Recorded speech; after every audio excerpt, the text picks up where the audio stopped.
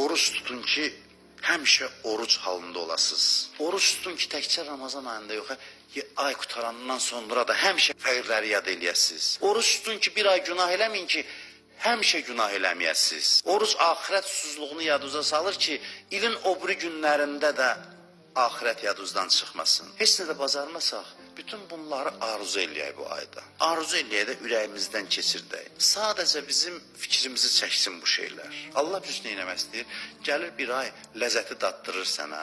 Sən bir ay günahkar olur, Allahın dostları kimi yaşayırsan. Daddığı ləzzətdən birazını sənə daddırır. Deyir ki, biraz həvəs yaransın, sonra da belə oldu. Bu günləri həmişə yaşa. Sən üçün fürsət verir ki, sən günahkar olur, o halları sən də biraz yaşaya biləsən. Bu ləzzəti Allah daddırır ki, dadı damağımızda qalsın. Sonra da deyək ki, heyfdir də başqa aylarda da belə yaşayaq. Qiyamət günü, mən bunu sizə 100 dəfə demişəm. Qiyamət günü bir niyə həsrət günüdür. Hamı deyəcək ki, istəsəydim mənə də verərdilər. Vay vay vay, çox ağırdır bu.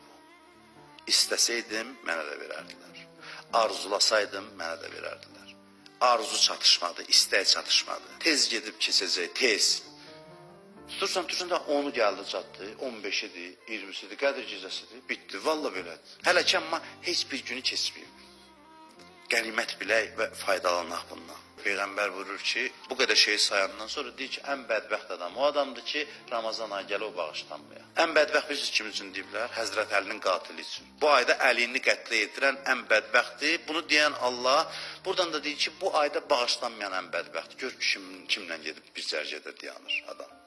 Ona görə adamda bir məsuliyyət hissi yaradır mübarək Ramazan ayı.